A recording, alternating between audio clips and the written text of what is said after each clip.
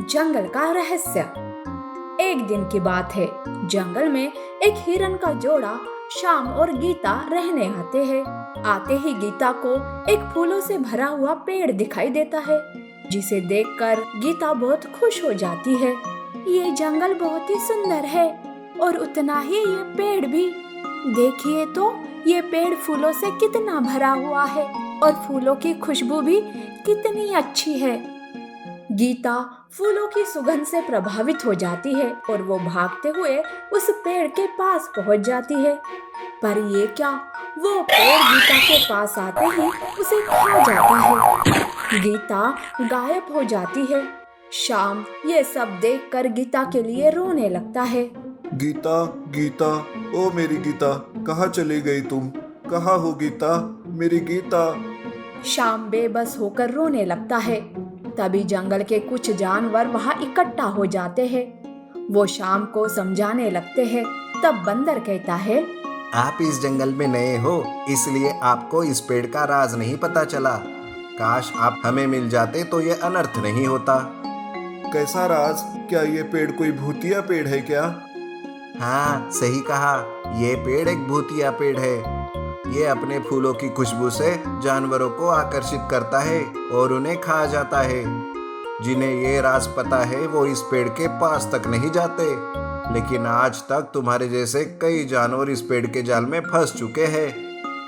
इसका मतलब अब मैं मेरी गीता को कभी नहीं देख पाऊंगा।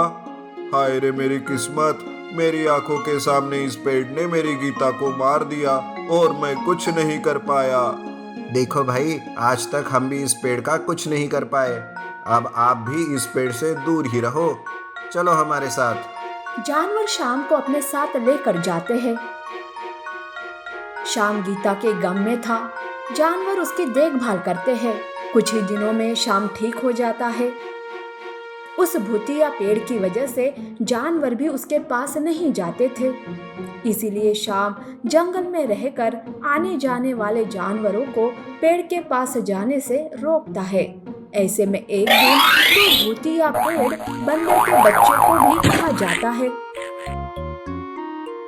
बंदर रोते हुए कहता है, मैंने मेरे बच्चे को कितना समझाया था कि वो इस पेड़ के पास ना जाए, पर उसने मेरी बात नहीं सुनी और देखो क्या हो गया। बंदर, अगर बड़े उस पेड़ से प्रभावित हो सकते हैं तो ये मासूम बच्चे हैं, भला हम उन्हें कैसे रोक सकते हैं? बंदर, अब तो कुछ ऐसा करना होगा ताकि इस पेड़ का खेल हमेशा हमेशा के लिए खत्म हो जाए। सुनो बंदर, क्या तुम कोई उपाय जानते हो क्या? तुम्हें कुछ तो पता होगा। हाँ, इस जंगल की सबसे बूढ़े भालू को इस बारे में कुछ ना कुछ जरूर पता होगा। तब श्याम उस बूढ़े भालू के पास जाता है और उस भूतिया पेड़ का राज पूछने लगता है। तब भालू कहता है, नियति के खेल से भला कौन बच सकता है? ये सब जानवरों के ही कर्मों का फल है। वो सारे भूल गए, पर मुझे आज भी वो दिन याद है। क्या हुआ था? साफ साफ बताइए। दरअसल उस दिन जानवरों ने झूठा आरोप लगाया था भेड़िए पर।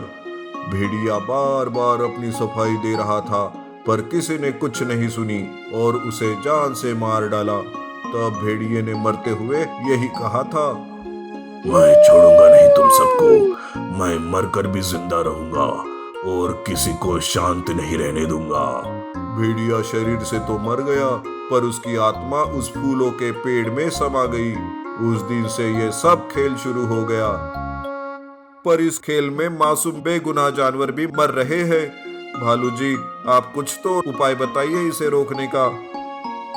भालू थोड़ी देर सोचता है और कहता है, यहाँ से दूर एक जादुई तालाब है। उस तालाब का पानी उस भूतिया पेड़ पर डाल दो। हो सकता है जादुई पानी से भेड़िए की आत्मा मुक्त हो जाए। श्याम जादुई तालाब के पास आता है।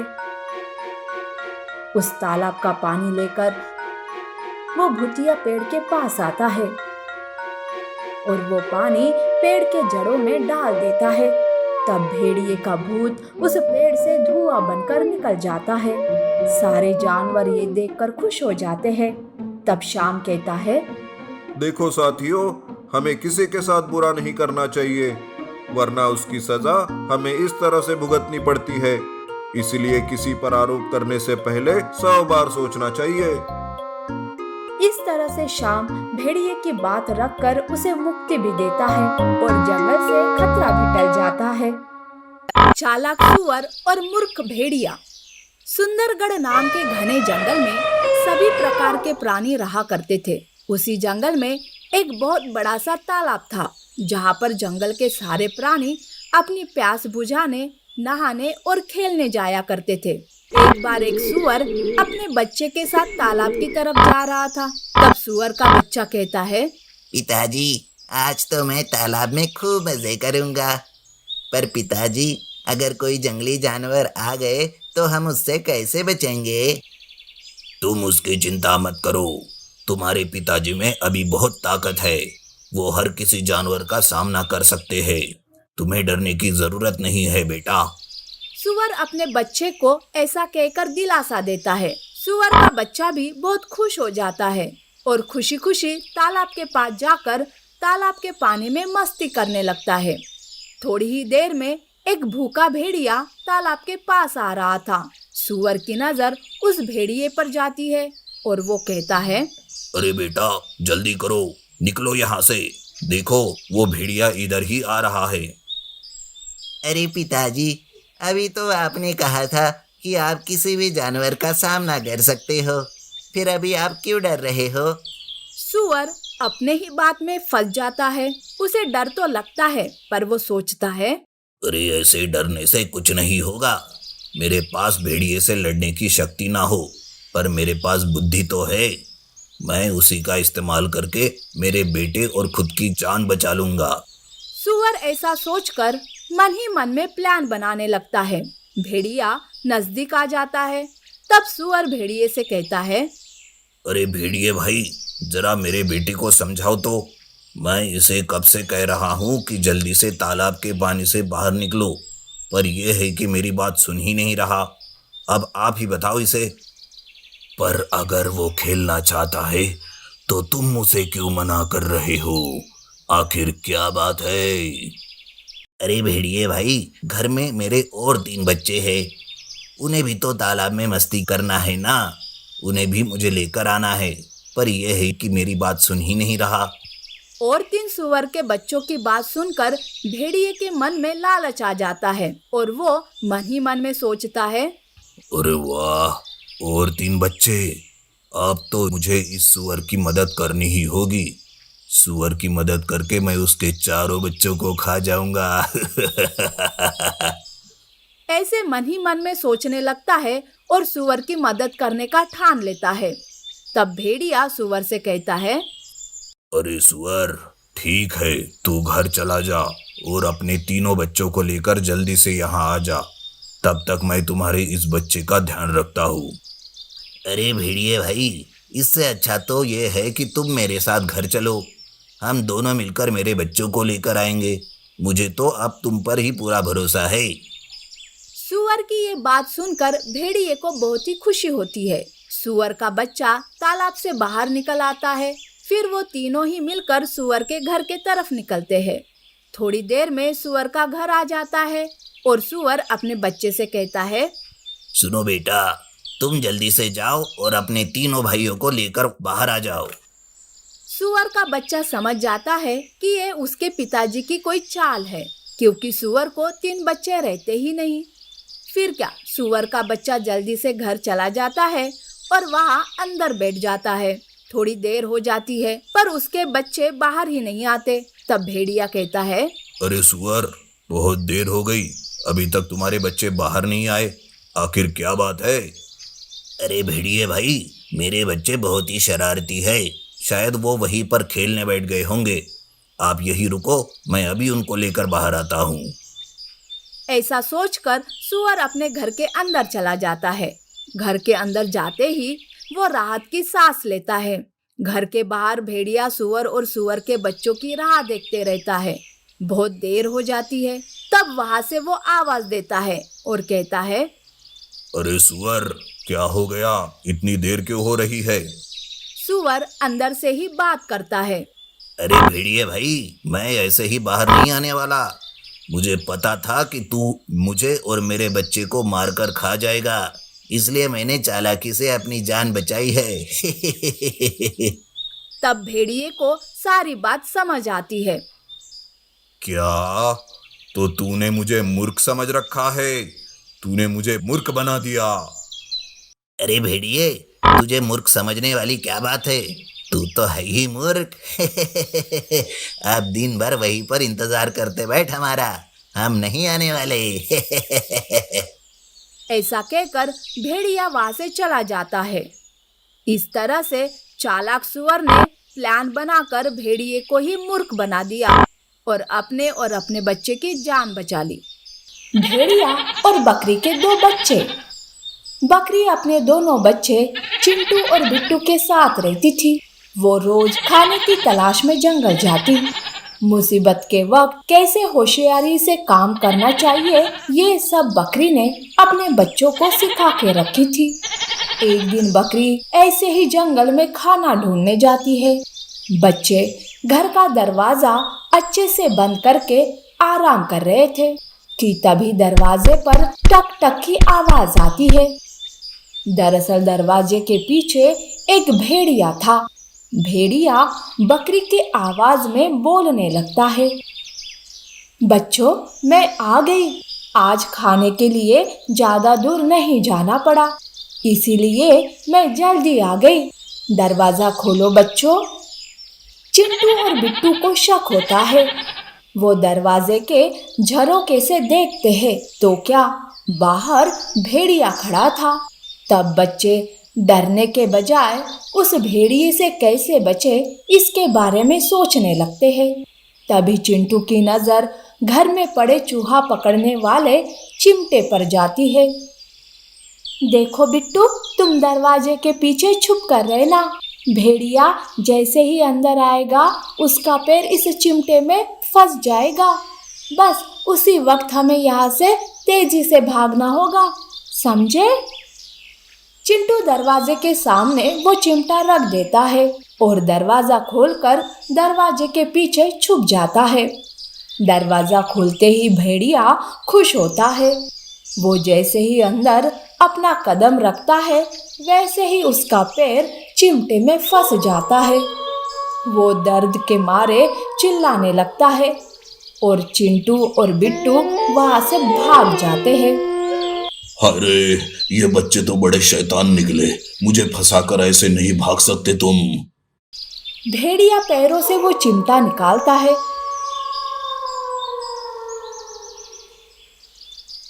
और वो भी बच्चों के पीछे भागने लगता है। बच्चे भागते हुए एक बड़े से पेड़ के पास आ जाते हैं। अरे अब क्या करें, भेड़िया तो पीछे ही पड़ गया है। तभी बिट्टू की नजर पेड़ पर लगे मधुमक्खियों के छत्ते पर जाती है। तब वो कहता है, आने दो उसे, अब मैं उसे मजा चखाऊंगा। बिट्टू पेड़ पर चढ़ जाता है और चिंटू पेड़ के पीछे छुप जाता है। भेड़िए को पास आते देख बिट्टू छाते को हिला देता है।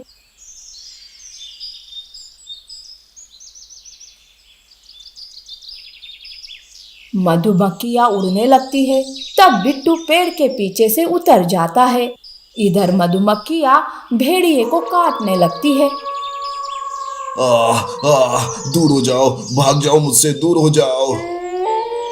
भेड़िया मधुमक्खियों से बचने के लिए पास के तालाब में कूद जाता है।